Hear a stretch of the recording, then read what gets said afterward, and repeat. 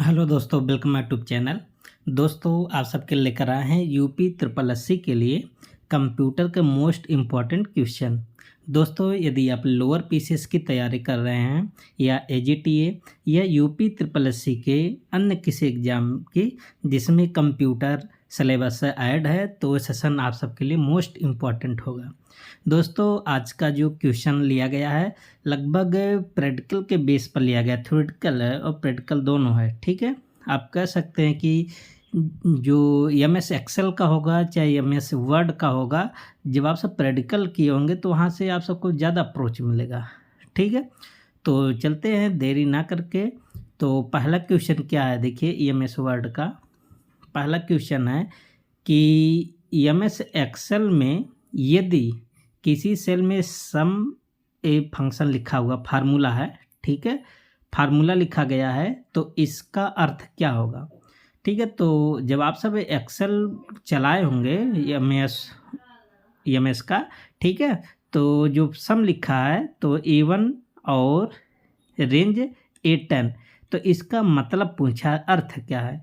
इसका मतलब ये सम करेगा, कहाँ से कहाँ तक सम करेगा, A1 से लेकर A10 तक सम करेगा, ठीक है।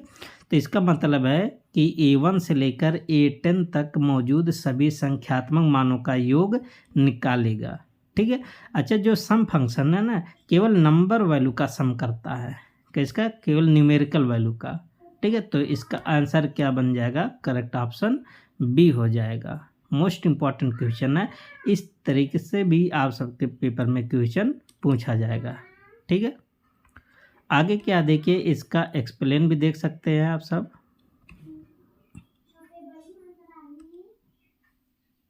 आगे क्या है कि सम एक्सेल का सबसे अधिक उपयोग होने वाला फंक्शन है। सम इसका अर्थ होता है कि A1 से लेकर के A10 तक जितने भी न्यूमेरिकल वैल्यू होगा सबका क्या निकालेगा, योग निकालेगा। और जो सम फंक्शन होता है किसी टेस्ट वैल्यू का सम नहीं निकालता, केवल किसका सम निकालेगा, नंबर का। क्वेश्चन नंबर 2 देखिए, मोस्ट इम्पॉर्टेंट क्वेश्चन है, साइबर सुरक्षा से लिया गया है। कह रहा कि साइबर सिक्योरिटी में फायरवॉल का मुख्य उद्देश्य क्या होता है। दोस्तों, आज के क्वेश्चन अभी आप सबको मिलेगा, नए नए भी क्वेश्चन मिलेंगे, ठीक है, और अच्छे लेवल का भी मिलेगा। तो लोअर पीसीएस के लिए स्पेशल चलाया जा रहा है, ठीक है, यूपी ट्रिपल एससी का। कौन सा सिलेबस है, यूपी ट्रिपल एससी का एक कंप्यूटर है, ठीक है। तो साइबर सुरक्षा में फायरवॉल का मतलब क्या होता है, आप सबको बताए थे कि ये क्या होता है, अनऑथराइज एक्सेस को रोकता है, जैसे फिल्टर का काम करता है। जैसे आप सब कोई चीज़ नेट से लोड करते हैं या अपलोड करते हैं, ठीक है, तो नेटवर्क के माध्यम से कोई अनवांटेड चीज़ ना आ जाए, ठीक है, तो उसकी सुरक्षा कौन करता है, फायरवॉल करता है। तो नेटवर्क में आने या जाने वाले डेटा चाहे इनकमिंग हो चाहे आउटगोइंग हो, ट्रैफिक की निगरानी करता है और अनधिकृत एक्सेस को रोकता है, ठीक है। तो इसका करेक्ट ऑप्शन कौन सा हो जाएगा, सी एकदम करेक्ट हो जाएगा। आगे क्या है देखिए, फायरवॉल एक सुरक्षा प्रणाली है, सिस्टम है, जो पहले से निर्धारित सिक्योरिटी रूल के आधार पर नेटवर्क ट्रैफिक को अलाउ करता है या ब्लॉक करता है। यह हैकर्स द्वारा अनधिकृत एक्सेस को रोकने में महत्वपूर्ण भूमिका निभाती है। मोस्ट इम्पॉर्टेंट है, ये फायरवॉल से क्वेश्चन आप सबके यूपी ट्रिपल एससी में क्वेश्चन पूछा गया है, ठीक है। दोस्तों, आप सबको बता दें, इसके बाद जो सेशन आएगा, ठीक है, वो ऐसा बेहतरीन सेशन होगा, आप सबका पूरा कोर्स रिवीजन हो जाएगा, ठीक है। इसमें भी आप सबका रिवीजन होगा, ठीक है। बहुत सारे क्वेश्चन आप सबको आ रहे होंगे और अभी बहुत सारे क्वेश्चन आप सबको जो नए होंगे वो आप सबको जानकारी मिल जाएगा। क्वेश्चन नंबर 3 कह रहा कि निम्नलिखित में से कौन सा प्रोटोकॉल वेब ब्राउजर और वेब सर्वर के बीच वेब पेज का आदान प्रदान करने के लिए उपयोग किया जाता है। तो प्रोटोकॉल पूछा है, FTP का मतलब फाइल ट्रांसफ़र प्रोटोकॉल, ठीक है। SMTP ये ईमेल भेजने वाला प्रोटोकॉल होता है, सिंपल मेल ट्रांसफ़र प्रोटोकॉल, ठीक है। और HTTP इसका करेक्ट आंसर होगा, क्योंकि जो HTTP है और ये वेब ब्राउज़र और वेब सर्वर के बीच वेब पेजों का आदान प्रदान करने का एक प्रोटोकॉल है, हाइपर टेक्स्ट ट्रांसफ़र प्रोटोकॉल, ठीक है। मोस्ट इम्पॉर्टेंट है, तो आंसर कौन सा होगा, करेक्ट ऑप्शन सी हो जाएगा। ठीक है। आगे क्या है देखिए, और आप सबको बता दें कि इसी का एक नया वर्जन होता है HTTPS। देखिए ये आप सबके पेपर में पूछा गया जूनियर असिस्टेंट में, ठीक है। तो पूछा गया था यहाँ जो यस लगा, यस का मतलब क्या होता है, तो यस का मतलब क्या होता है सिक्योर। तो HTTP hyper text transfer protocol world wide web मतलब WWW का मूल प्रोटोकॉल है, ठीक है। ब्राउज़र इसी प्रोटोकॉल की सहायता से वेब सर्वर से वेब पेज प्राप्त करता है और इसी का दूसरा वर्जन है जो कि सिक्योर होता है HTTPS, ठीक है, ये सुरक्षित होता है। अगला क्वेश्चन नंबर 4, आर्टिफिशियल इंटेलिजेंस के संदर्भ में मशीन लर्निंग का सही अर्थ क्या है। देखिए दोस्तों, ऐसे भी क्वेश्चन आप सबसे पूछता है एग्जामिनर, ठीक है। तो AI के संदर्भ में आपको बताना ML का सही अर्थ मशीन लर्निंग। तो आप जानते हैं, एक एक ऑप्शन आप सब पढ़िए। देखिए कह रहा है कि ऐसा सिस्टम जो केवल हार्डवेयर को नियंत्रित करता है। क्या बात सही है? नहीं, मशीन लर्निंग केवल हार्डवेयर को नियंत्रित नहीं करता। ऐसा सिस्टम जो केवल प्रोग्रामर द्वारा लिखे गए निश्चित नियमों पर कार्य करता है, ये भी बात गलत है। देखिए केवल वाला शब्द आप सबको पहले भी बताते थे, ये लगभग गलत ही होता है, ठीक है। सी ऑप्शन क्या है, ऐसा सिस्टम जो डेटा से सीख कर बिना स्पष्ट प्रोग्रामिंग के भविष्यवाणी या निर्णय लेने में सक्षम होता है। तो यही आप सबका करेक्ट आंसर हो जाएगा, ऑप्शन सी, ठीक है। आप सब भी जानते हैं मशीन लर्निंग के बेस पर आप सबका बनाया जाता है, रोबोट बनाया जाता है, ठीक है। तो आप सब जानते हैं कि ये सब क्या करते हैं, स्वचालित होते हैं, जैसे ऑटोमेटिक कार हो गया, रोबोट हो गया, ये सब डिसीजन स्वतः लेते हैं, ठीक है। आगे क्या है देखिए, एक्सप्लेनेशन आप सब जरूर पढ़िएगा। इसके PDF के लिए आप सब चैनल के जो चैनल है, चैनल के होम पेज पर जाएंगे, वहाँ पर लिंक होगा टेलीग्राम का, वहाँ से आप सब जुड़ जाइए, PDF वहाँ पर डाल दिया जाता है, ठीक है। आप सबका बेस्ट रिवीजन हो जाएगा, एक बार पढ़कर एक बार PDF देख लेंगे।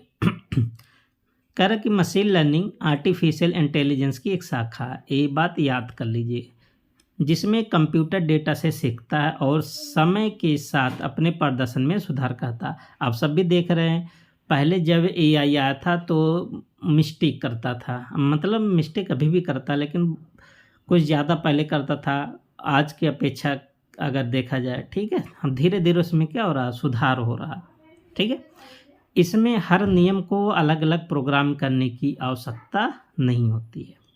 क्वेश्चन नंबर 5, कह रहा कि कंप्यूटर की प्रथम पीढ़ी के संबंध में निम्नलिखित में से कौन सा कथन सही है। आप सबको जनरेशन बताना है, 5 जनरेशन कुल अभी भी हैं, ठीक है, कंप्यूटर के। तो पांचों जनरेशन में से आप सबका पहला जनरेशन पूछा है। तो कह रहा कि इनमें वैक्यूम ट्यूब का उपयोग किया जाता था। यदि आप पहला दूसरा लेक्चर देखे होंगे आप सब कंप्यूटर का, तो ये सब क्वेश्चन आप सब कर लेंगे बहुत आसानी से, ठीक है। आप सबको बताए थे जो कंप्यूटर का पहला जनरेशन था उसमें वैक्यूम ट्यूब यूज हुआ था, और जिसके माध्यम से इसका आकार बहुत बड़ा हो गया था, बहुत ज़्यादा विद्युत खपत करता था और बहुत ज़्यादा क्या होता था, महंगा भी होता था, ठीक है, और हीट भी ज़्यादा होता था। तो पहला तो सही है, इनका आकार बहुत बड़ा था तथा ये अत्यधिक बिजली की खपत करते थे, ये भी बात सही है, अभी आप सबको बताए हैं। इसमें मशीन भाषा या कह सकते मशीन लैंग्वेज का उपयोग किया जाता था, ये भी बात सही है। तो देखिए तीनों स्टेटमेंट सही है, तो आप सब कौन सा ऑप्शन लगाएंगे, डी ऑप्शन, उपयुक्त सभी कथन सही है, ठीक है। तो दोस्तों इस प्रकार से जब आप सब पढ़ेंगे तो बहुत आप सबका रिवीजन होगा, बहुत फायदा होगा। आगे क्या है देखिए, कह रहा कि प्रथम पीढ़ी कंप्यूटर का जो रेंज है,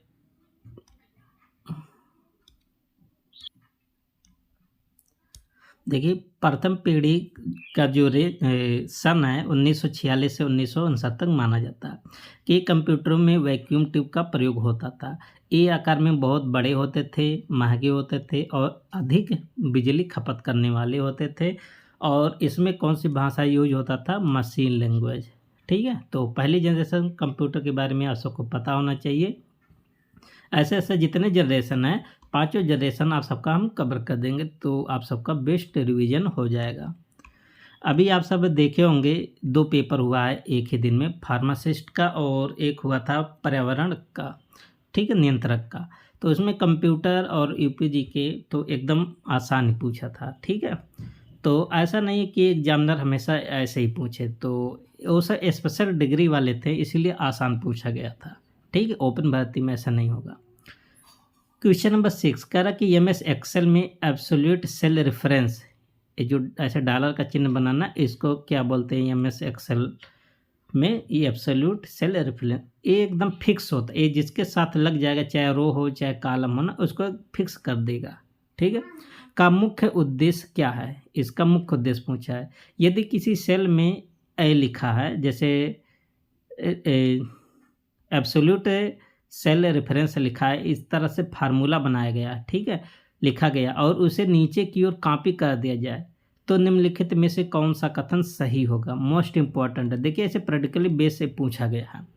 अभी आपको बताते ये जिसके साथ लग जाएगा वो फिक्स हो जाएगा, तो यहाँ ए के साथ लगा है और 1 के साथ लगा है, इसका मतलब ये पूरा फिक्स है। तो इसका मतलब ये अगर आप कॉपी करेंगे तो सेम टू सेम रहेगा, इसमें कोई बदलाव नहीं होगा। बट इसके साथ एब्सोल्यूट नहीं लगा है, एब्सोल्यूट सेल रेफरेंस नहीं लगा, तो ये आपका जब कॉपी होगा तो क्या हो जाएगा? चेंज हो जाएगा, ठीक है। तो देख लीजिए किस ऑप्शन में है, तो सी ऑप्शन में दिख रहा, देखिए इसका रेफरेंस बिल्कुल नहीं बदलेगा, जबकि जो B1 वाला रेफरेंस है ना, ये आपस में क्या हो जाएगा? चेंज हो जाएगा, ठीक है। तो कुल मिला के आप इसको दिमाग में रख लीजिए, ये जिसके साथ है एब्सोल्यूट वाला लग जाता है वो एकदम फिक्स हो जाता है, उसको कहीं भी कॉपी करेंगे वो चेंज नहीं होगा, ठीक है। तो इसका आंसर क्या हो जाएगा? Correct option C. देखिए यहाँ आप सबको बहुत जानकारी मिलेगा। देखिए एक्सेल में सेल रेफरेंस कितने प्रकार का होता है? 3। आप सब ये भी याद कर लीजिए, सेल रेफरेंस 3 कौन कौन सा? एक होता है रिलेटिव, अभी जो B1 वाला था ना वो ये रिलेटिव था, ये चेंज हो जाता है, ठीक है। तो इसमें रो और कॉलम दोनों बदल जाते हैं, ठीक है, चाहे रो और कॉलम हो दोनों आपस में क्या हो जाता है? बदल जाते हैं। दूसरा कौन सा रेफरेंस है? एब्सोल्यूट रेफरेंस, जैसे ए लिखा हुआ, इसमें चाहे रो हो चाहे कॉलम हो, जिसके साथ लगा रहेगा वो क्या हो जाएगा? स्थिर हो जाएगा, मतलब फिक्स हो जाएगा।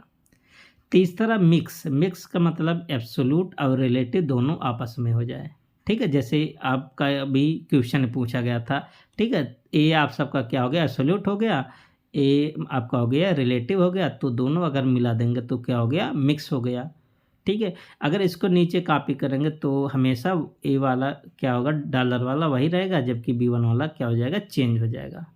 मिक्स वाले में जिसके साथ डॉलर रहेगा वो नहीं बदलेगा, जिसके साथ नहीं रहेगा वो चेंज हो जाएगा। क्वेश्चन नंबर 7, देखिए साइबर सिक्योरिटी में फिशिंग अटैक किस प्रकार का साइबर हमला है जिसका मुख्य उद्देश्य उपयोगकर्ता की संवेदनशील जानकारी प्राप्त करना होता है? आप सबको फिशिंग के बारे में कई बार बताते हैं। देखिए फिशिंग से कई बार क्वेश्चन आता है, मतलब एक ही क्वेश्चन पूछे जाएगा, लेकिन उसका पूछने का जो तरीका होगा कई तरह से होगा, अलग अलग फॉर्मेट में पूछता है, ठीक है।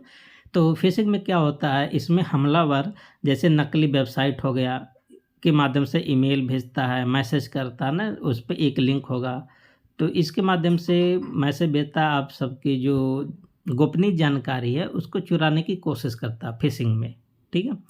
तो इसका आंसर क्या होगा? ये ऐसा हमला है जिसमें हैकर ईमेल हो गया, एसएमएस हो गया या नकली वेबसाइट या सोशल मीडिया के माध्यम से उपयोगकर्ता को धोखा देकर पासवर्ड, ओटीपी या बैंक विवरण या अन्य गोपनीय जानकारी प्राप्त करने का प्रयास करता है।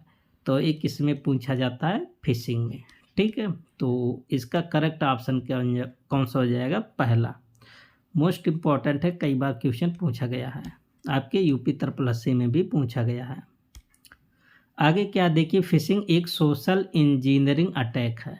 इसमें हैकर नकली ईमेल, एसएमएस, वेबसाइट या लिंक भेजकर उपयोगकर्ता को भ्रमित करता है ताकि वे स्वयं अपनी गोपनीय जानकारी साझा कर दें, ठीक है। एक मोस्ट इम्पॉर्टेंट बात है, अगर ईमेल के माध्यम से फिशिंग हो रहा है तो उसको बोलते हैं ईमेल फिशिंग, ठीक है। अगर एसएमएस के माध्यम से फिशिंग हो रहा है तो उसको क्या बोलते हैं? स्पेसिंग, एसमेसिंग, ठीक है। और अगर वॉइस कॉल के माध्यम से फिशिंग हो रहा है तो उसको क्या बोलेंगे, विशिंग बोलेंगे। ये तीनों आप सबको नाम याद होना चाहिए। विशिंग क्या होता है, वॉइस के माध्यम से, जैसे कॉल पर किसी को मतलब एकदम बहका कर उसकी गोपनीय जानकारी चुरा लेना, वो क्या कहलाएगा, विशिंग कहलाएगा। ठीक है, ये पूछा जाता है, मोस्ट इम्पॉर्टेंट है। आगे क्या है, अगला क्वेश्चन, क्वेश्चन नंबर 8। देखिए क्वेश्चन नंबर 8 क्या है, थोड़ा जूम कर लेते हैं। क्वेश्चन नंबर 8 देखिए, कह रहा कि इंटरनेट प्रोटोकॉल सूट, जिसको बोलते हैं टीसीपी और आईपी मॉडल के संदर्भ में निम्नलिखित कथनों पर विचार कीजिए। यहाँ से भी क्वेश्चन पूछा गया है। तो कह रहा कि टीसीपी रिलायबल डेटा ट्रांसमिशन प्रदान करता है, बिल्कुल बात सही है। एक होता है टीसीपी और एक होता है यूडीपी, यूजर डेटाग्राम प्रोटोकॉल।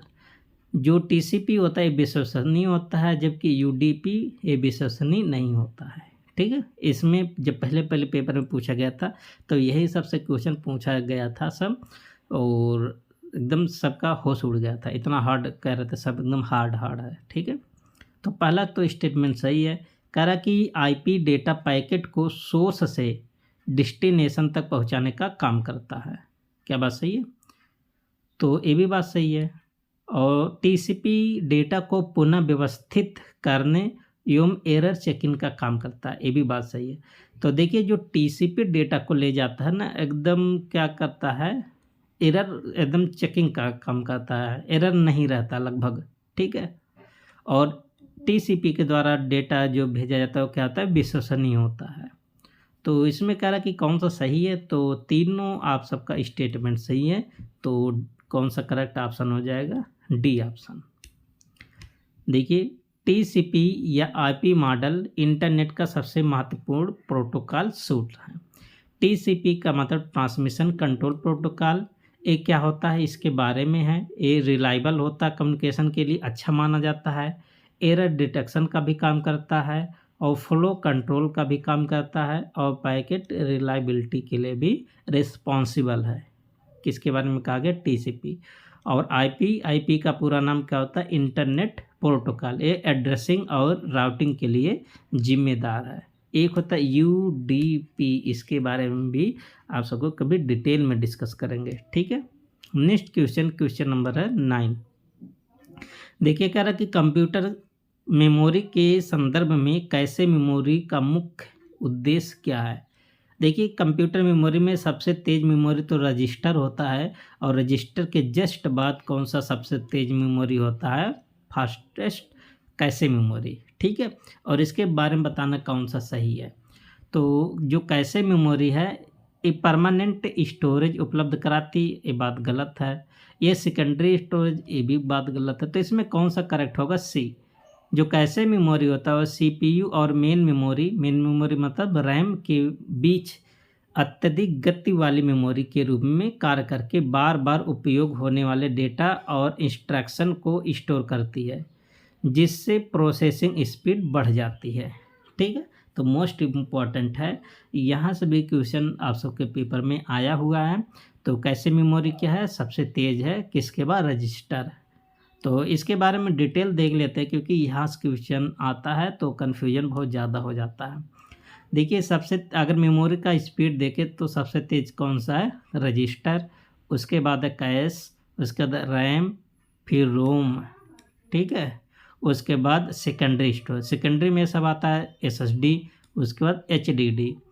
ठीक है, तो स्पीड है, सबसे तेज़ स्पीड है, सबसे ज़्यादा महंगा यही है। ठीक है, सबसे ज़्यादा महंगा प्राइमरी मेमोरी, जैसे रजिस्टर, रैम, रोम, ये सब महंगे होते हैं। अगर अच्छा इसके स्टोरेज की बात करें तो स्टोरेज बिल्कुल इसका एकदम क्या होता है, उल्टा होता है, अपोजिट होता है। सबसे कम स्टोरेज रजिस्टर, फिर उससे ज़्यादा स्टोरेज कैसे, फिर उससे ज़्यादा स्टोरेज रैम, फिर रोम, फिर एसएसडी। समझ में आया? देखिए स्टोरेज मामले में उल्टा होता है, मतलब जो सबसे तेज़ होगा उसका स्टोरेज क्षमता सबसे कम होगा, आप ऐसे समझ लीजिए। देखिए कैसे मेमोरी बहुत तेज़ होती है, ठीक है, और सीपीयू के क्या होती है, पास होती है, और बार बार उपयोग होने वाले डेटा को स्टोर करती है, जो सीपीयू का वेटिंग टाइम कम कर देती है, जिसके माध्यम से सीपीयू का जो वेटिंग टाइम होता है कम हो जाता है। ठीक है। क्वेश्चन नंबर 10 देखिए, क्वेश्चन नंबर 10 जो एआई से लिया गया है, कह रहा है कि एआई मतलब आर्टिफिशियल इंटेलिजेंस के अंतर्गत डीप लर्निंग के संबंध में निम्नलिखित में से कौन सा कथन सर्वाधिक उपयुक्त है।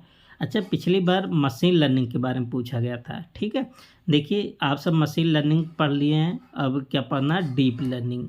ये सब क्या है, एआई है। ठीक है, अभी आप सबको एकदम देखिए एकदम कंफर्म हो जाएगा, कन्फ्यूजन एक भी नहीं था। देखिए एआई का कौन कौन सबसेट है, कौन सा सबसेट नहीं है। ठीक है, अभी आगे इसी में डिस्कस कर देंगे। देखिए कह रहे कि डीप लर्निंग केवल, यहाँ लिखा है इसलिए गलत है, डीप लर्निंग में कंप्यूटर केवल, यहाँ भी लिखा गलत है। तो ऐसे स्टेटमेंट केवल वाले तो लगभग गलत होते हैं, तो इसका आंसर कौन सा होगा, सी सही हो जाएगा। ठीक है, देखिए सी के बारे में देख लेते हैं। कह रहा कि डीप लर्निंग मशीन लर्निंग की उन्नत शाखा है, इम्पॉर्टेंट है। ठीक है, अगर पूछा जाए आप सबसे कि एआई का उन्नत शाखा कौन है, तो बताएंगे डीप लर्निंग, जिसमें आर्टिफिशियल न्यूरल नेटवर्क की अनेक लेयर्स का उपयोग करके इमेज रिकग्नाइजेशन, स्पीच रिकग्नाइजेशन और नेचुरल लैंग्वेज प्रोसेसिंग तथा सेल्फ ड्राइविंग कार्स जैसे जटिल कार्य किए जाते हैं। तो इसका आंसर क्या होगा, सी करेक्ट हो जाएगा। ठीक है, और यहाँ पर देखिए एआई जो है सबसे बड़ा क्षेत्र होता है, जो मशीन लर्निंग होता है ना, और एआई का सबसेट है। देखिए जो मशीन लर्निंग है किसका सबसेट है, एआई का, और जो डीप लर्निंग है, डीप लर्निंग मशीन लर्निंग का सबसेट है। ठीक है, तो आप ऐसे समझ लीजिए, एआई का सबसेट कौन है, मशीन लर्निंग, और मशीन लर्निंग का सबसेट कौन सा है, डीप लर्निंग। ये आप सबसे पेपर में पूछा गया है, यही स्टेटमेंट शायद वीपीयू में पूछा गया था। ठीक है, ये किसी में पूछा गया था, बट पूछा गया है कि कौन सा सबसेट है, तो भूलिएगा मत। तो यहाँ पर देखिए और एक्सप्लेन में कि डीप लर्निंग में आर्टिफिशियल न्यूरल नेटवर्क, एएन का पूरा नाम भी पूछा जाता है, कि कई लेयर्स होती है, इसलिए इसे डीप कहा जाता है।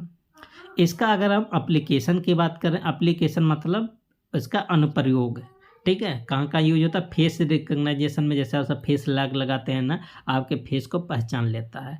चैटबॉट में, वॉइस असिस्टेंट में, सेल्फ ड्राइविंग कार में, मेडिकल डायग्नोसिस में, लैंग्वेज ट्रांसलेशन में। ठीक है, इन सब का यूज किया जाता है डीप लर्निंग का। क्वेश्चन नंबर 11 देखिए, थोड़ा बड़ा क्वेश्चन है। आगे क्या है, देखिए कह रहा है कि ईमेल प्रणाली के संदर्भ में निम्नलिखित कथनों पर विचार कीजिए।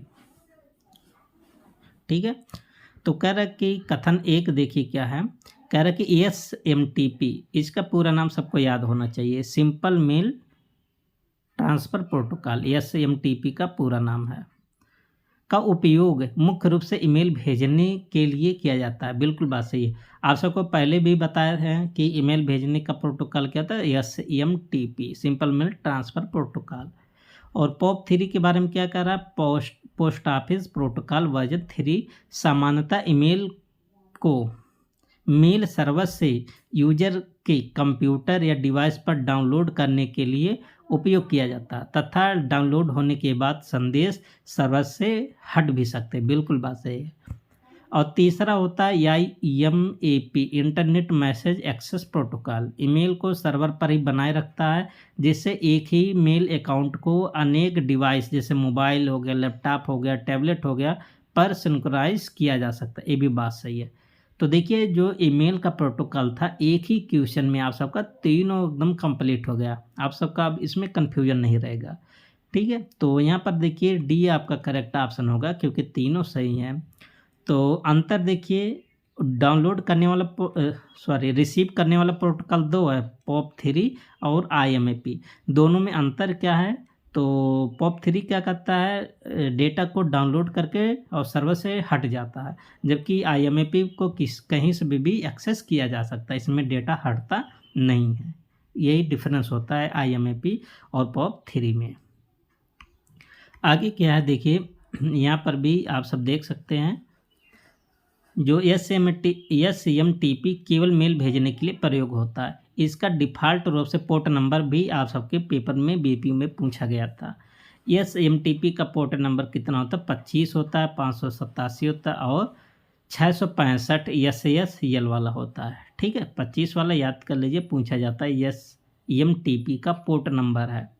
और POP3 के बारे में देख लेते हैं। ये क्या कहता है? मेल को डाउनलोड कर लेता है और अपना डेटा सर्वर से फिर डिलीट कर देता है या हो जाता है।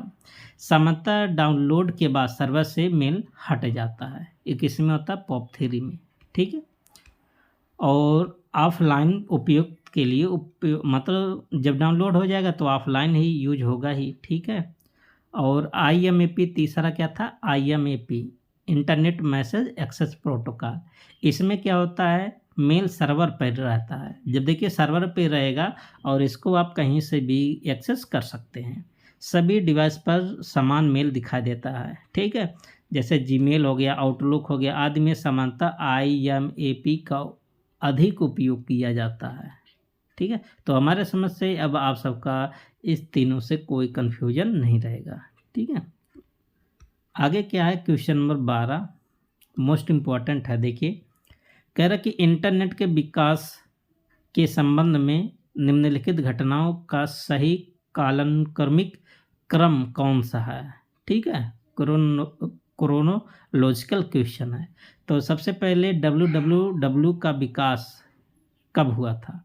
ARPANET कब आया था? TCP और IP इंटरनेट स्टैंडर्ड प्रोटोकॉल बनाया। मतलब इसका आप सबको समझ, भारत में सार्वजनिक इंटरनेट सेवा पब्लिक इंटरनेट कब हुआ? तो आप सब जानते हैं इंटरनेट कब आया था भारत में? 1995। ठीक है, TCP IP कब बना? 1983 में, 1983 में। ARPANET कब शुरू हुआ? 1969 में। ठीक है, और WWW का विकास कब हुआ? 1989 या 90? 1989 में।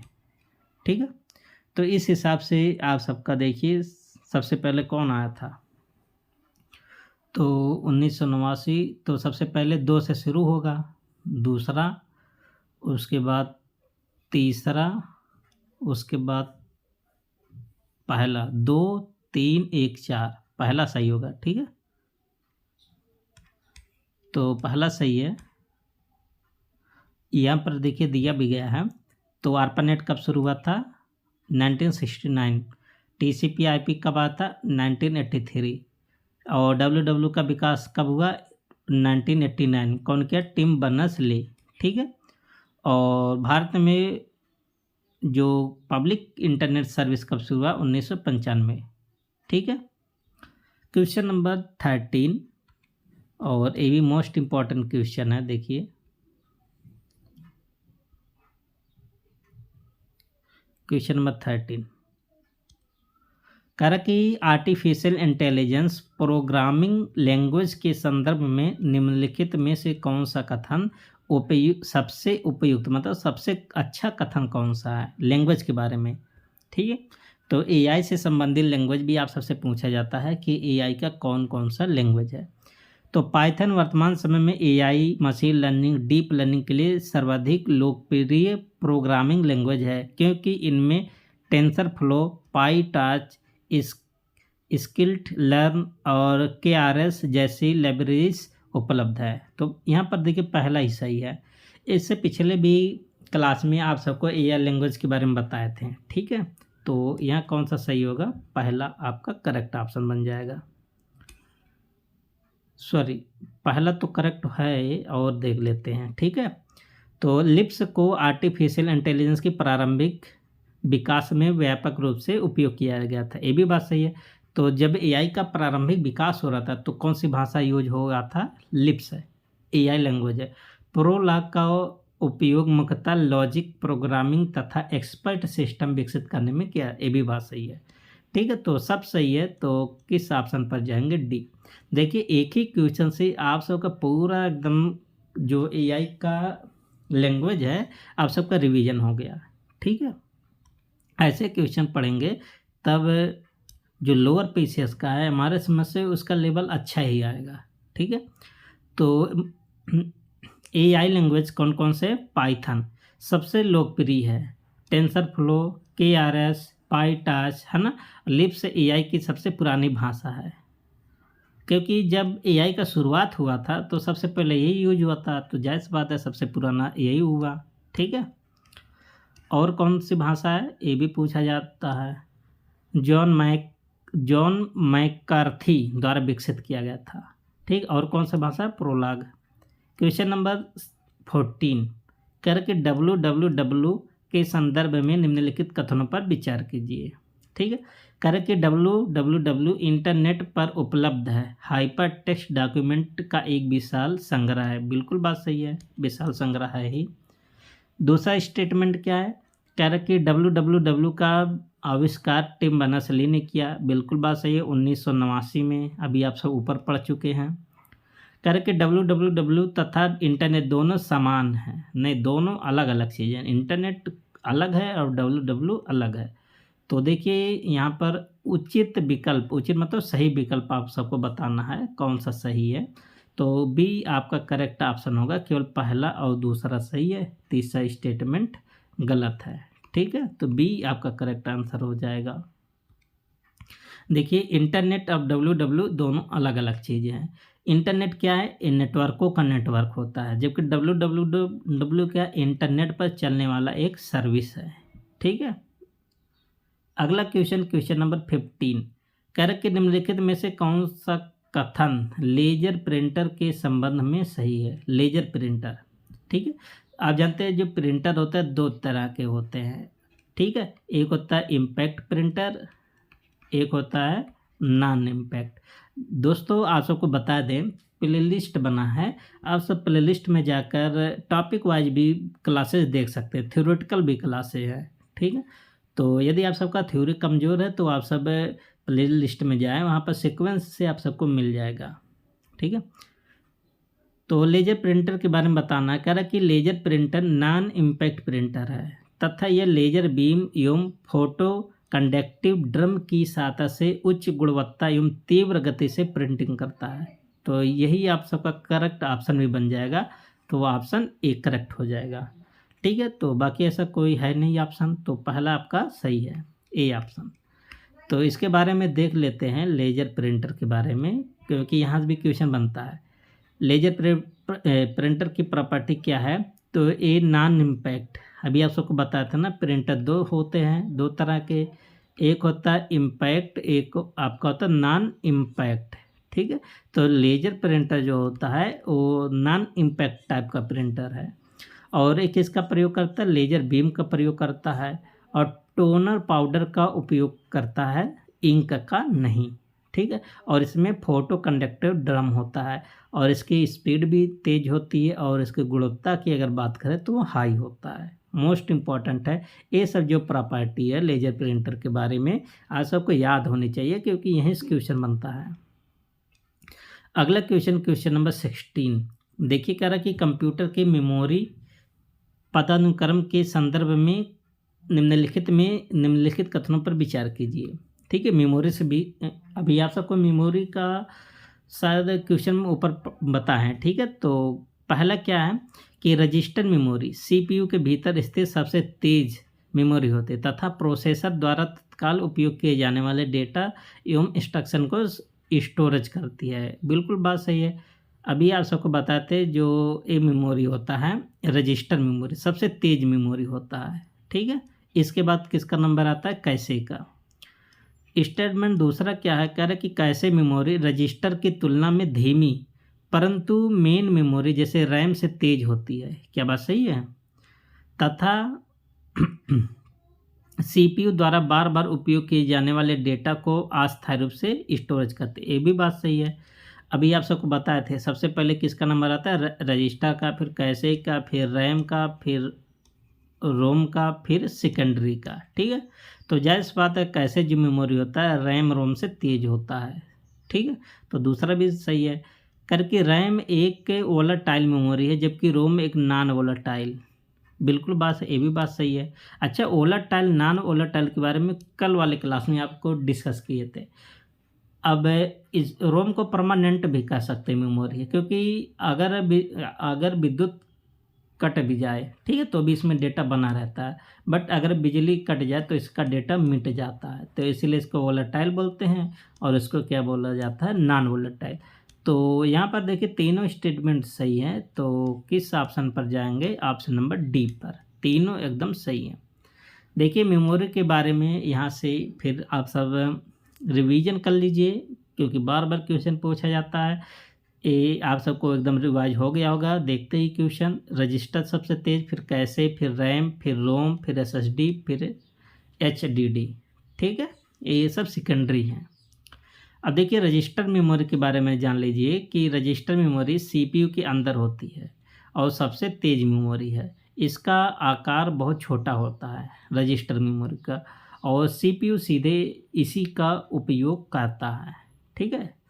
और कैशे मेमोरी के बारे में जान लीजिए कि जो कैशे मेमोरी होता है सीपीयू और रैम के बीच होता है। एक क्वेश्चन कई बार पूछा गया है, और इसे बार बार उपयोग होने वाला डेटा स्टोर करती है, ठीक है। जैसे जो डेटा बार बार यूज हो रहा है उसको ही क्या कर लेता है, स्टोर। और सीपीयू का, जिसके माध्यम से सीपीयू का वेटिंग टाइम क्या हो जाता है, कम।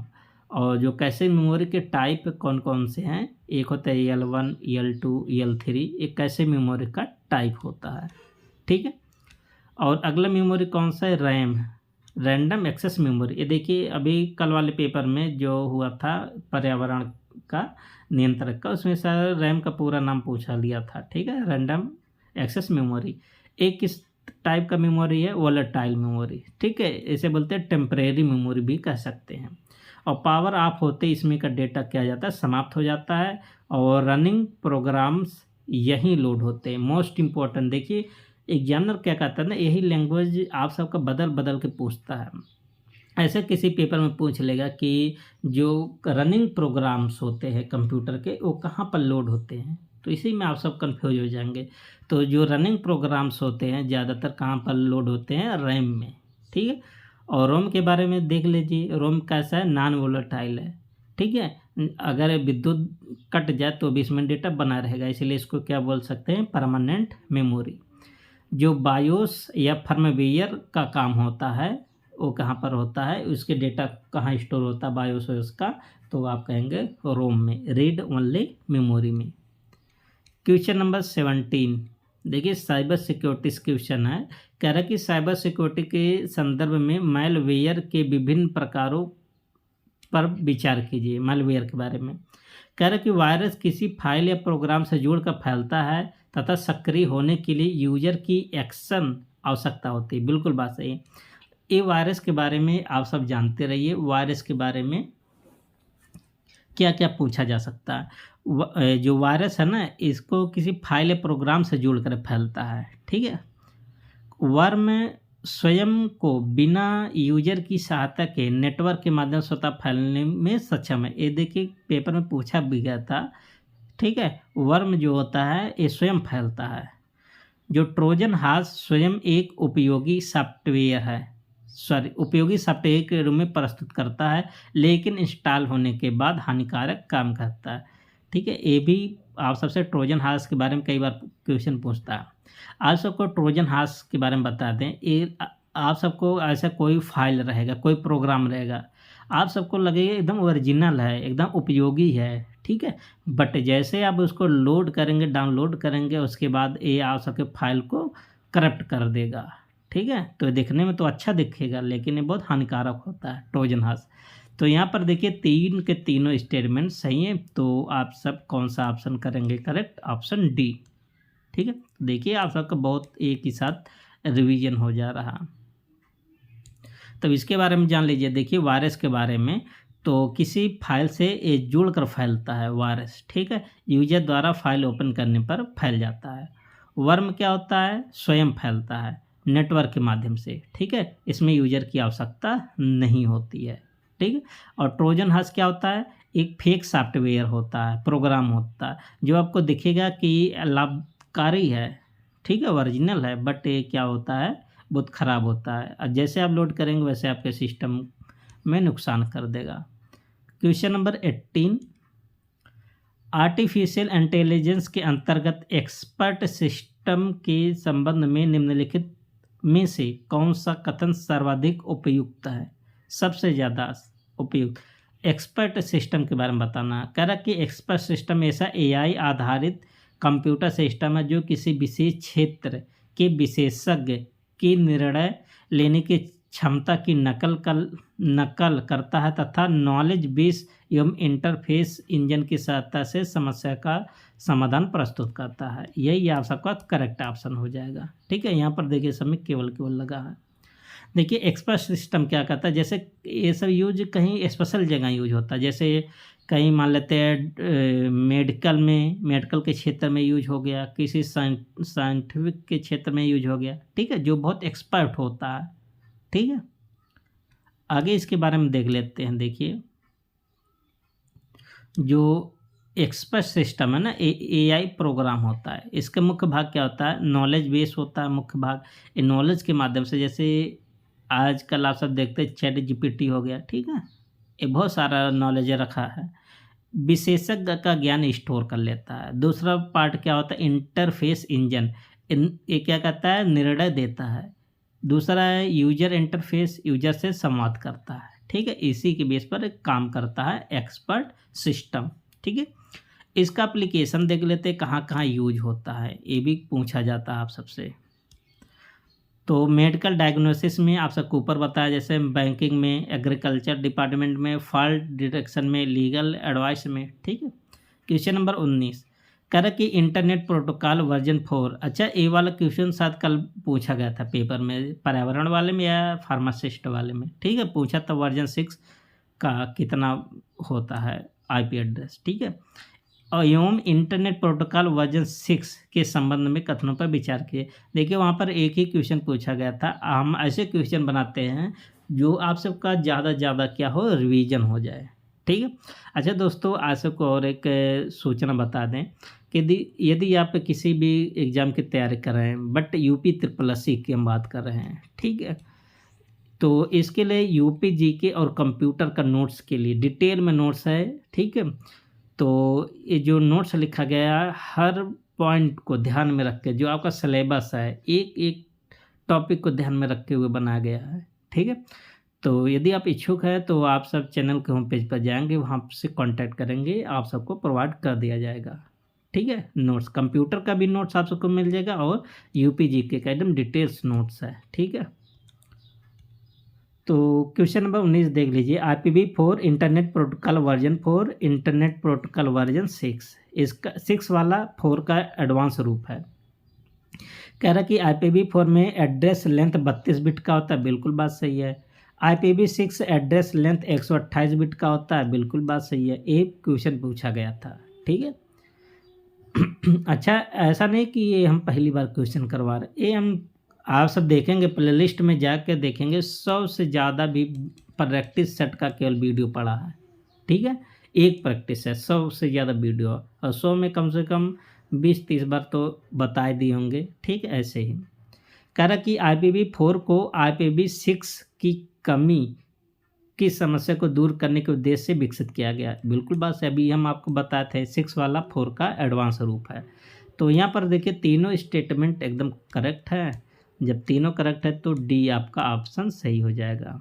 तो ऐसे क्वेश्चन जब आप पढ़ेंगे तो आप सब हर एग्जाम में अच्छा परफॉर्मेंस करेंगे। ठीक है, IPv4 का पूरा नाम क्या है, इंटरनेट प्रोटोकॉल वर्जन 4, कितने बिट का होता है, 32, और लगभग 4.3 बिलियन एड्रेस इसमें होते हैं। ये भी याद कर लीजिए, अगर थोड़ा एग्जामिनर अगर आगे जाएगा तो पूछ सकता है लगभग कितने एड्रेस का होता है, तो 4.3। और IPv6 जो इसका एडवांस रूप है 128 बिट का होता है, लगभग इसमें 340 अनडेटेड एड्रेस इसमें होता है, अधिक सुरक्षित होता है सबसे ज़्यादा। ठीक है, और ऑटो कॉन्फ़िगरेशन सपोर्ट करता है, कौन, IPv6। क्वेश्चन नंबर 20 देखिए, MS एक्सेल में इफ फंक्शन के संबंध में निम्नलिखित कथनों में से कौन सा कथन सही, निम्नलिखित में से कौन सा कथन सही है। ठीक है, कह रहा कि यदि किसी सेल में फार्मूला लिखा गया, कौन सा formula, formula if A1 greater equal 40 पास और फेल, तो इसका सही अर्थ क्या होगा। ठीक है, तो आप ऐसे क्वेश्चन भी पूछे जाते हैं, किसी किसी में पूछा भी गया था। ऐसे एग्जामिनर ऐसे बना के दे देगा, ठीक है। यदि कोई इफ फंक्शन वाला फार्मूला ऐसे लिखा गया है तो क्या होगा इसका अर्थ, ठीक है। तो पहला तो इसका सही अर्थ क्या है, यदि A1 का मान 40 या उससे अधिक होगा तो सेल में पास प्रदर्शित करेगा, अन्यथा फेल। बिल्कुल बात सही। देखिए कंडीशन यही तो लगा है, A1 का वैल्यू क्या होना चाहिए, 40 से ज़्यादा होना चाहिए, 40 या 40 से ज़्यादा होना चाहिए। अगर इसको सर्टिफाइड कर रहा तब तो पास होगा, अगर सर्टिफाइड नहीं करेगा तब क्या होगा, फेल होगा। तो यही आपका करेक्ट ऑप्शन हो जाएगा, ऑप्शन ए, ठीक है। अगला क्वेश्चन क्या है, आगे देखिए। अच्छा 40 से ज़्यादा, 40 से ज़्यादा अभी देखिए, जैसे A1 ऐसे था ना 40, 40 से ज़्यादा 50 हो गया, 60 हो गया, 70 हो गया, ठीक, 75 रहेगा तो भी पास, 50 रहेगा तो भी पास, 40 तो भी पास। लेकिन अगर 39 40 से कम है तो क्या प्रदर्शित करेगा, फेल, ठीक है। वही यहाँ पूछा गया, बताया गया है। क्वेश्चन नंबर 21, MS वर्ड में मेल मर्ज के संबंध में निम्नलिखित कथनों पर विचार कीजिए।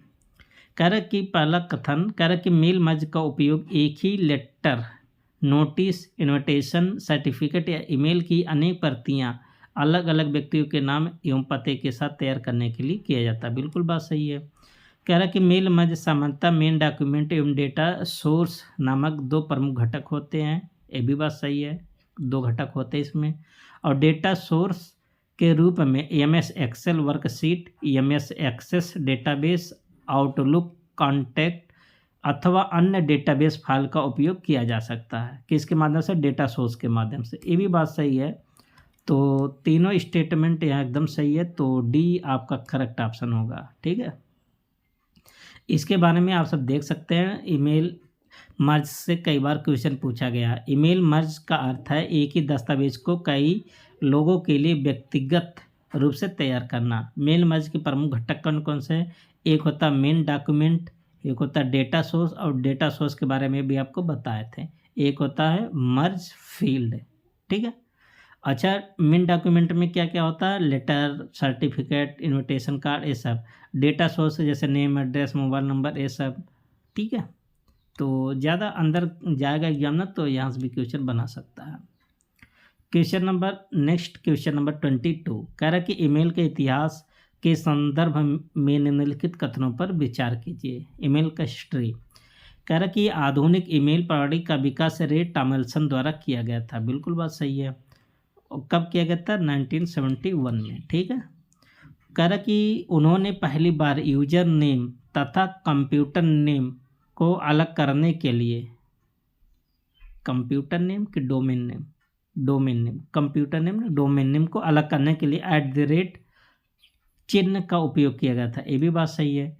कह रहा कि ईमेल इंटरनेट पर सबसे पुरानी एवं सर्वाधिक उपयोग की जाने वाली सेवाओं में से एक है। ये भी बात सही है। तो यहाँ पर कौन सा ऑप्शन होगा करेक्ट, डी यहाँ भी हो जाएगा। तीनों स्टेटमेंट एकदम सही हैं। देखिए ईमेल के बारे में आप सबको पता होना चाहिए कि ईमेल की खोज कौन किए थे, रे टॉमलिंसन। इनके बारे में जान लीजिए। आधुनिक ईमेल के जनक माने जाते हैं, ठीक है। 1971 में पहली बार नेटवर्क पर ईमेल भेजा था, ठीक है।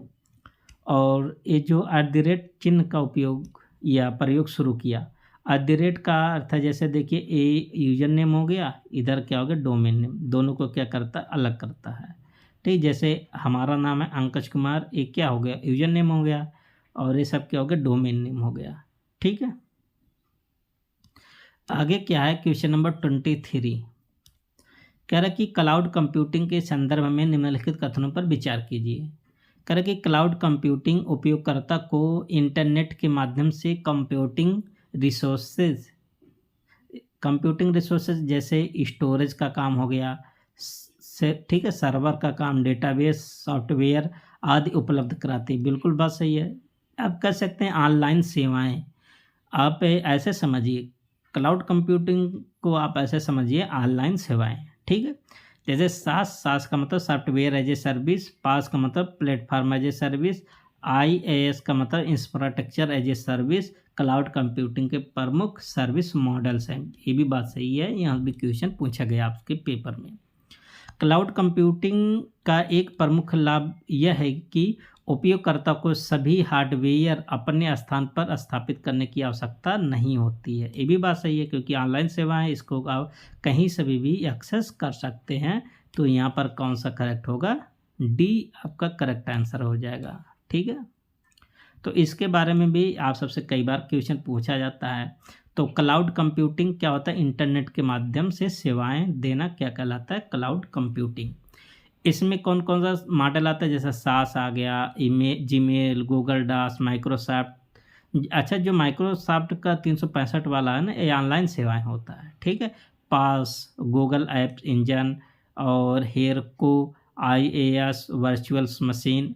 ये देखिए, आप सबसे पूछा गया पेपर में यूपी प्लस में अमेजन वाला, AWS वाला, ये पूछा गया था कि कौन सा इसमें क्लाउड कंप्यूटिंग के टूल्स हैं। ठीक है, ये सब टूल्स है, आप सब याद कर लीजिए नाम। और माइक्रोसॉफ्ट एजोर है। ठीक है, तो इतने सारे आप सबको देखिए टूल बता दिए, आप सब याद कर लीजिए। इसके लाभ क्या हैं? लाभ यही है, इसकी लागत कम लगती है, कहीं से भी एक्सेस कर सकते हैं, ऑटोमेटिक बैकअप होता है, स्केलेबिलिटी भी रहता है। ठीक है, सब लाभ है इसके। आगे क्या है अगला क्वेश्चन? Question number 24। अगला क्वेश्चन क्या है? क्वेश्चन नंबर 24 कर कि कंप्यूटर जनरेशन्स के संबंध में निम्नलिखित कथनों पर विचार कीजिए। कह रहा कि प्रथम पीढ़ी के कंप्यूटरों में वैक्यूम ट्यूब का उपयोग किया जाता था। आप सब इसको सब लोग सही कर लेंगे। ठीक है, कह रहा कि द्वितीय पीढ़ी के कंप्यूटरों में ट्रांजिस्टर का उपयोग हुआ था। बिल्कुल बात सही है। ठीक है, तो देखिए आपका सब यहीं पर रिवीजन हो जाएगा। और अगला क्या है? कह रहा कि तृतीय पीढ़ी के कंप्यूटर में आईसी पर आधारित है। आईसी मतलब इंटीग्रेटेड सर्किट पर, ये भी बात सही है। और जो चौथा पीढ़ी था कंप्यूटर किस पर बेस्ड था? माइक्रो प्रोसेसर का उपयोग प्रारंभ हो गया था, ये भी बात सही है। तो यहाँ पर देखिए सब स्टेटमेंट सही हैं। और पाँचवीं पीढ़ी में क्या आ गया? एकदम AI का उपयोग हो रहा है। ठीक है, तो चारों स्टेटमेंट सही हैं। तो यहाँ पर देख लीजिए, इसका प्रथम पीढ़ी में वैक्यूम ट्यूब, दूसरी पीढ़ी में क्या था? ट्रांजिस्टर, तीसरी पीढ़ी में आईसी, और चौथी पीढ़ी में माइक्रो प्रोसेसर, और पांचवी पीढ़ी में किसका यूज हो रहा है? AI, artificial intelligence. Question number 25 कह रहा है कि निम्नलिखित में से कौन सा कथन इम्पैक्ट प्रिंटर तथा नॉन इम्पैक्ट प्रिंटर के बीच अंतर को सबसे सही ढंग से स्पष्ट करता है? मतलब प्रिंटर कितने प्रकार का होता है? दो, एक होता है इम्पैक्ट, एक होता है नॉन इम्पैक्ट, और दोनों में अंतर बताना है। तो कर कि जो इम्पैक्ट प्रिंटर प्रिंटिंग के लिए प्रिंट हेड द्वारा रिबन पर प्रहार करता है या स्ट्राइक करता है, जबकि नॉन इम्पैक्ट प्रिंटर बिना प्रहार किए लेजर या इंक या थर्मल तकनीकी का उपयोग करके प्रिंटिंग करता है। तो यही दोनों में अंतर हो जाएगा। मतलब एक कांटेक्ट होकर प्रिंट करता है, एक बिना कांटेक्ट होगा, मतलब बिना संपर्क के प्रिंट करता है, लेजर वाला। ठीक है, आगे देखिए यहाँ इम्पॉर्टेंट पॉइंट है, ये आप सब याद कर लीजिए। जो इम्पैक्ट प्रिंटर है, इम्पैक्ट प्रिंटर में कौन कौन आते हैं? डॉटमेट्रिक प्रिंटर, डेजीव्हील प्रिंटर, लाइन प्रिंटर, ये सब कौन से प्रिंटर है? Impact printer. इसकी विशेषताएं क्या है? रिबन पर प्रहार करते हैं, शोर अधिक होता है, कार्बन कॉपी प्रिंट कर सकते हैं।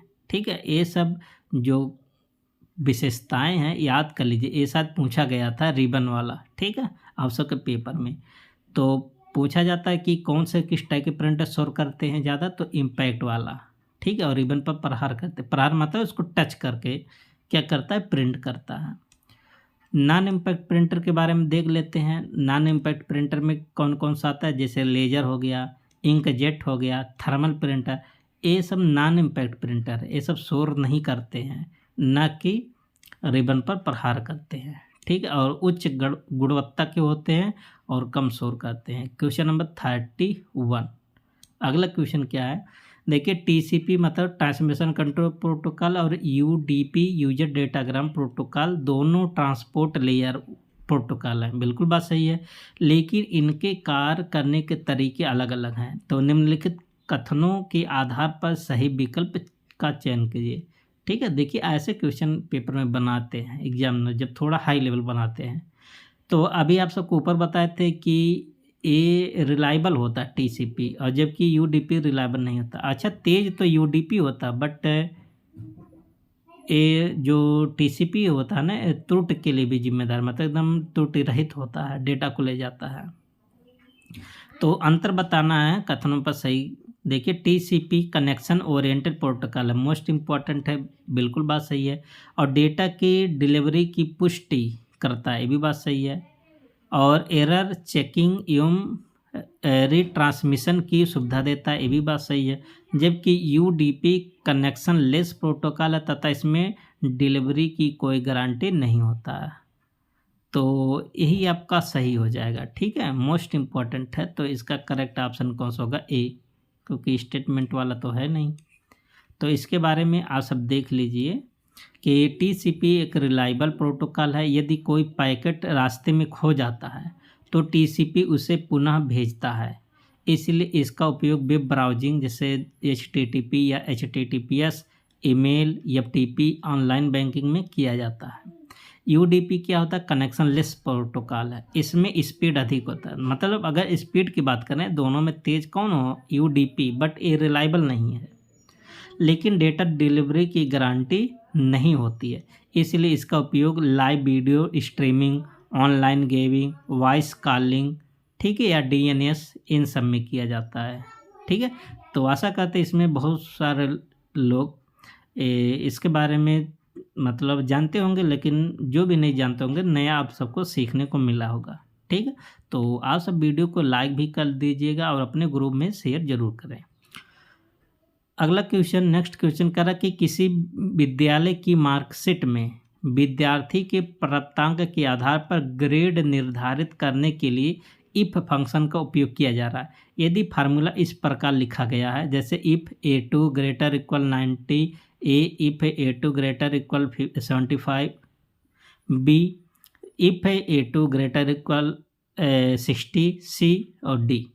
तो यदि सेल A2 में 78 अंक है तो निम्नलिखित में से कौन सा परिणाम प्रदर्शित होगा, ठीक है। तो आप सब यदि एक्सेल पढ़े होंगे डीप में, यदि आप सब प्रैक्टिकल किए होंगे तब तो कर लेंगे, बट अगर डीप में पढ़े होंगे तो भी कर लेंगे। तो देखिए, अगर A2 का मतलब A2 अगर 90 से ज़्यादा है तो कौन सा ग्रेड आएगा? ए। अगर 75 से ज़्यादा है तो कौन सा आएगा? बी, ठीक है। अगर इससे ज़्यादा तो क्या आएगा? सी। तो देखिए 75 से ज़्यादा है तो कितना आएगा? कौन सा ग्रेड आएगा? बी ग्रेड आएगा। तो इसका आंसर कौन सा बन जाएगा? डी। इसका मतलब ग्रेड कौन सा आएगा? बी ग्रेड आएगा, ठीक है। तो देखिए, यही आप सबको बताए हैं। यदि अंक 75 है उससे अधिक लेकिन 90 से कम है तो कौन सा ग्रेड आएगा? बी। अगला क्वेश्चन कौन सा है? Question number 33। देखिए, किसी संगठन ने अपने कर्मचारियों को लॉगिन सिस्टम में सुरक्षा बढ़ाने के लिए पासवर्ड के साथ साथ मोबाइल ओटीपी तथा फिंगरप्रिंट वेरिफिकेशन भी अनिवार्य कर दिया है। इस सुरक्षा व्यवस्था को क्या कहा जाता है? इसको बोला जाता है मल्टी फैक्टर ऑथेंटिकेशन, ठीक है, मोस्ट इम्पॉर्टेंट। एक होता है 2FA, टू फैक्टर ऑथेंटिकेशन, ठीक है। जब एक से ज़्यादा प्रोसेस होता तो मल्टी में आ जाता है, ठीक है। आगे क्या देखिए, मल्टी फैक्टर ऑथेंटिकेशन में उपयोगकर्ता की पहचान एक से अधिक माध्यमों से सत्यापित की जाती है, जैसे पासवर्ड हो गया, ठीक है, ओटीपी हो गया, फिंगरप्रिंट, फेस आईडी, ठीक है, ये सब मल्टी में आ जाता है। आगे क्या, नेक्स्ट क्वेश्चन, क्वेश्चन नंबर 34 कह रहा कि मशीन लर्निंग के संबंध में निम्नलिखित कथनों पर विचार कीजिए। कह रहा कि मशीन लर्निंग आर्टिफिशियल इंटेलिजेंस की एक शाखा है, अभी आप सब पढ़े थे। अच्छा, एआई है ना, मशीन लर्निंग सबसेट है एआई, और डीप लर्निंग किसका सबसेट होता है? मशीन लर्निंग का। इसमें कंप्यूटर डेटा से सीख कर भविष्यवाणी या निर्णय लेने की क्षमता विकसित करता है, भी बात सही है। मशीन लर्निंग में प्रत्येक कार्य के लिए सभी नियम रूल्स पहले से प्रोग्राम करना अवश्य होता है। तो इसमें तीनों एकदम करेक्ट हो जाएगा। ऑप्शन क्या बन जाएगा? डी। सॉरी, यहाँ पर देखिए जो डी तीसरा स्टेटमेंट है, ठीक है। यहाँ पर पहले से यहाँ लिखा है नियम पहले से प्रोग्राम करना आवश्यक होता है, यही बात एकदम क्या हो जाएगा? गलत हो जाएगा, ठीक है, हम ध्यान नहीं दिए। देखिए खाली तीसरा ऑप्शन देख लीजिए, मशीन लर्निंग में हर रूल्स पहले से प्रोग्राम नहीं किया जाता बल्कि मॉडल्स डेटा से स्वयं सीखता है। ठीक है, और आज का लास्ट क्वेश्चन क्या है, देखिए कह रहा है कि निम्नलिखित में से कौन सा कथन कैसे मेमोरी के संबंध में सही है। अब तो मेमोरी आप सबको एकदम रिवीजन हो गया होगा, याद हो गया होगा। तो कैसे मेमोरी सेकेंडरी स्टोरेज का भाग, ये तो बात गलत है। कह रहा है कि कैसे मेमोरी केवल बैकअप लेन, ये भी बात गलत है। कैसे मेमोरी रैम से धीमी, ये भी बात गलत है। कैसे मेमोरी सीपीयू तथा मेन मेमोरी के बीच स्थित अत्यधिक गति वाली मेमोरी होती है जो बार बार उपयोग होने वाले डेटा एवं इंस्ट्रक्शन को संग्रहित करके प्रोसेसर की कार्यक्षमता को बढ़ाती है। तो इसका करेक्ट ऑप्शन कौन सा बन जाएगा, डी एकदम करेक्ट हो जाएगा। ठीक है, तो ये 3 बार आज हो गया। ठीक है, मेमोरी का स्पीड, रजिस्टर कैसे, रैम, रोम, एसएसडी मतलब सेकेंडरी। इसका ये देखिए पेपर में आप सबसे पूछा गया है स्पीड, बट इसका स्टोरेज वाला भी नहीं पूछा गया। तो इसका स्टोरेज क्षमता सबसे कम, फिर इसका, फिर सेकेंडरी का। जो सबसे तेज़ होगा उसकी स्टोरेज क्षमता सबसे कम होगी। ये ऑर्डर आप सब याद कर लीजिए, बट ये वाला तो पूछ लिया है। ठीक है, तो दोस्तों आप सबको सेशन कैसा लगा, आप सब अपनी राय को कमेंट बॉक्स में ज़रूर बताएं। ठीक है, वीडियो को ज़्यादा से ज़्यादा अपने दोस्तों के साथ शेयर और लाइक आप सब ज़रूर करें। अब मिलते हैं नेक्स्ट सेट में, तब तक के लिए best of luck, thank you and take care.